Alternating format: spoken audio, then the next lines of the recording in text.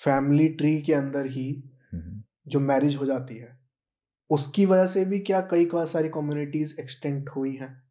Yes, for example Parsi okay. Parsi पे हम काम कर रहे हैं। पारसी में हमने देखा कि काफ़ी ज़्यादा इनब्रीडिंग हुई है।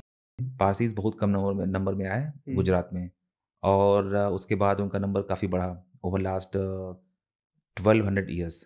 ओके। 8th सेंचुरी में हुआ है गुजरात, और वो काफ़ी मिक्स नहीं हुए। तो सोचिए कि 100 से अगर वो बन गए 1 लाख, तो और सिर्फ नंबर था उनका 100, कितना ज़्यादा उसमें हाँ, 100 से 1 लाख। हाँ, तो रिसेसिव जीन्स जो है काफ़ी ज़्यादा उन कम्युनिटी में एक्युमुलेट हो गई। तो पारसीज़ में काफ़ी ज़्यादा प्रॉब्लम्स हैं, और अभी जो उनका जो पॉपुलेशन साइज़ है जस्ट अबाउट 50,000, ओके। और आज के 20 साल पहले अबाउट 1 लाख था। आप सोचिए कि सिर्फ जो है हाफ। 20-25 साल में हाफ़ हो गया। तो इस तरह के बहुत सारे ग्रुप्स हैं इंडिया में। एक साउथ इंडिया में ग्रुप है वैश्य कम्युनिटी। ओके। उनका जब हमने एनालिसिस किया तो देखा कि उनके अंदर एक जीन है, ब्यूटाइल कोलिन एस्टरेज एंजाइम बनाता है। वो एंजाइम का ओवर एक्सप्रेशन होने की वजह से उनको अगर एनेस्थीसिया का ड्रग देंगे आप तो वो काम नहीं करेगा। उसके साथ उसकी वजह से बहुत सारे लोगों की डेथ भी हुई। तो वो जीन को हमने आइडेंटिफ़ाई किया फॉर द फर्स्ट टाइम। हमने वहाँ के लोकल अथॉरिटीज़ को बोला कि आप कोई भी पेशेंट इस ग्रुप से अगर आ रहा है सर्जरी के लिए, तो आप पहले ये टेस्ट को करिए मैंडेटरी, क्योंकि 5% लोगों में हुआ है, और अगर उसमें वो म्यूटेशन है, तो आप जो है एनेस्थीसिया का दूसरे ऑप्शन से आप ट्राई करिए। ओके। तो इस तरह की बहुत सारी बीमारियाँ हैं, जैसे आप कार्डियोमायोपैथी, जो हार्ट अटैक होता है, सडन कार्डियक अरेस्ट, वो इंडियंस में 6% लोगों में है, राइट। पूरे इंडिया में। 6% एक बहुत बड़ा नंबर होता है, और उसकी वजह से क्या होता है कि 45 टू 55 के एज के बीच में सडन कार्डियक अरेस्ट के रिस्क जो होता है 5 टाइम बढ़ जाता है। अच्छा। तो हर एक इंसान को इस तरह के टेस्ट कराने चाहिए। ओके। ओके। 6% एक बहुत सिग्निफिकेंट नंबर होता है। एग्जैक्टली 1.5 मतलब बिलियन हमारा जो है पॉपुलेशन है। आप सोचिए कि 90 लाख लोग 90 के लाख लोगों अंदर को हार्ट अटैक की वो म्यूटेशन 5 है। गुना ज्यादा चांसेस है उनके अंदर यस, कि वो वो म्यूटेशंस होगा। हैं। ओह। मतलब कि सेम कास्ट मैरिज की तरफ तो नहीं जाना यस, चाहिए, इंटर कास्ट की तरफ भी जाना इंटर चाहिए। कास्ट की तरफ जाना चाहिए, और अगर इंडिया बहुत ही एक वल्नरेबल कंट्री है, इसमें तो हमें मैं सबको नहीं बोल रहा हूँ क्योंकि ये टेस्ट काफ़ी एक्सपेंसिव होते हैं, बट जो अफोर्ड कर सकते हैं उनको तो अपना डीएनए टेस्ट या जीनोमिक सीक्वेंसिंग करानी चाहिए। शादी से पहले, जैसे कि हुँ, अभी वेडिंग सीजन गया, हुँ, ठीक है, शादी से पहले बहुत सारी कुंडलियां मिलाई जाती हैं। हुँ, हुँ, तो सेम तरीके से ही क्या मेडिकल हिस्ट्री भी मिलाई जानी चाहिए, और क्या क्या चीजें मैच करनी चाहिए true, before a couple is going to be? True.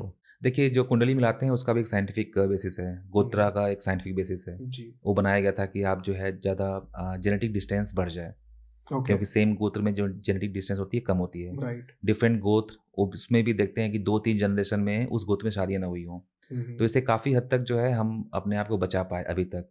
But इतना हमारा पॉपुलेशन साइज़ बढ़ गया कि गोत्र सिस्टम ही काम नहीं कर रहा है। तो अब आया डीएनए कुंडली। आप इसमें देख सकते हैं कि जो है आप कितने डीएनए वाइज़ कितने कॉम्पैटिबल हैं। तो अगर मान लीजिए कॉम्पैटिबल नहीं है, आपको शादी करनी है, तो कोई रोक तो सकता नहीं है, ठीक है? बट आप प्रिकॉशन ले सकते हैं ओके। कि आपको बच्चे कब करने चाहिए। बच्चे करने चाहिए तो उनका आप स्क्रीनिंग करो, बच्चों में कोई दिक्कत तो नहीं है। आजकल आईवीएफ भी काफ़ी चला हुआ है, तो आईवीएफ आप के लिए आप प्लान कर सकते हो। आईवीएफ में आपके पास ऑप्शंस होते हैं। एक आईवीएफ साइकिल में अगर 7 या 8 एम्ब्रियो बनते हैं, तो उस एम्ब्रियो को आप देख सकते हैं कि कौन-सा उसमें ऐसा एम्ब्रियो है जो कि डिजीज़ फ्री है। तो आप वो सिलेक्ट कर सकते हैं, और ये मेथड काफ़ी डेवलप है और बहुत एडवांस स्टेज पे है, और इसको बहुत ईज़िली हम कर सकते हैं। इसमें अप टू 30% तक आप जो रिस्क फैक्टर्स हैं, उसको आप कम कर नैरो डाउन कर सकते सकते हैं, कम कर हैं। सकते हैं। ओके।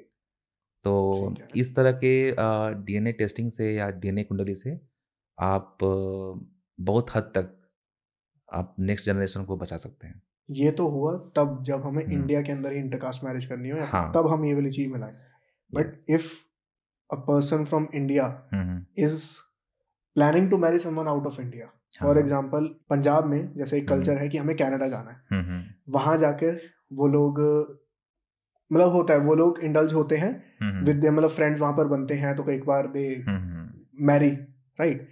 वो चीज बढ़िया है। वो चीज़ काफ़ी बढ़िया है, बढ़िया है। क्योंकि जो जेनेटिक डिस्टेंस है वो काफ़ी दूर का हो जाएगा। राइट। से आप अगर सेम गोत्र या डिफरेंट गोत्र में शादी कर रहे हैं बट एक कास्ट में, तो आपका जो डिस्टेंस होगा जेनेटिक वो कितना होगा, 40-50 जनरेशन होगा। बट अगर आप कनाडा में शादी कर रहे हैं तो वो चला जाएगा 2000-3000 जनरेशन पहले का। बट उसमें ऐसा नहीं है, श्योरिटी नहीं है कि बीमारी नहीं होगी, बट चांसेस या प्रोबेबिलिटी काफ़ी कम हो जाती है। उसके लिए भी हम टेस्ट करवा ही सकते हैं, करवा सकते हैं बिल्कुल। ठीक है। एक बहुत ज़्यादा प्रॉब्लम आजकल देखी जा रही है कि late marriage and late conceivement of a baby होता है, तो उसके इफेक्ट्स बहुत सारे जेनेटिकल प्रॉब्लम्स में भी आते हैं, रिजल्ट करते हैं। पर मैं ये जानना चाहूँगा, ये जो जेनेटिकल प्रॉब्लम्स हैं जैसे कि डाउन सिंड्रोम जो सबसे ज़्यादा देखा गया है लेट मैरिज और लेट कंसीव होने पर, वो एग्जैक्टली शुरू कहाँ से हुआ था? देखिए वो डाउन सिंड्रोम होता है, वो होती है जेनेटिक एब्नॉर्मलिटीज में क्रोमोसोम का एक फ्रैगमेंट जो है वो जो है ब्रेक डाउन वो हट जाता है, ठीक है। तो वो म्यूटेशन नहीं है, वो एक बड़ा एबरेशन बोलते हैं उसको, क्रोमोसोमल एबरेशन। इसको और लेट मैरिजेस में ज़्यादा इसलिए होता है क्योंकि आपको पता है कि जो फीमेल जो एग होता है वो इम्ब्रियो में ही बन जाता है। 3 मंथ्स का जब बेबी फीमेल बेबी होती है तभी बन जाता है, ठीक है। और जब लेट कंसीव होता है तो उसके अंदर म्यूटेशन के चांसेस बढ़ जाते हैं। और 35 या 40 की एज में क्या होता है कि आप सोचिए कि 40 इयर्स से वो एग जो है वो बना हुआ है, तो उसमें म्यूटेशन के चांसेस ज़्यादा हो जाएंगे। इसीलिए रिकमेंडेड होता है या लोग बोलते हैं कि आप कम एज में ही आप कंसीव कर लीजिए, या तो आजकल तो ऐसी फैसिलिटीज़ हैं कि आप एम्ब्रियो बनवा लीजिए और उसको आप स्टोर कर दीजिए और एम्ब्रियो का इम्प्लांट आप बाद में कराइए। What is the best time, best age क्या हो सकती है? फिजियोलॉजिकल जो बेस्ट एज है वो तो काफ़ी अर्ली है, उसको तो मैं यहाँ नहीं बोल सकता हूँ क्योंकि बहुत ही कम होती है वो तो। बट मेरे लिए मैं बता सकता हूँ कि 24-25 से लेकर के 30 के बीच में it's a good time. Okay, yes. ये है the best of the rich, जहां मिलेंगे आपको सारे unscripted conversations, unique ideas, inspirational stories, fun, controversies, emotion, drama, दुख, दर्द, पीड़ा, सब कुछ शॉर्ट फॉर्मेट में। So to fill your feed with the rich content, subscribe कीजिए The Rich Clips and share it with your friends also on WhatsApp groups and enjoy.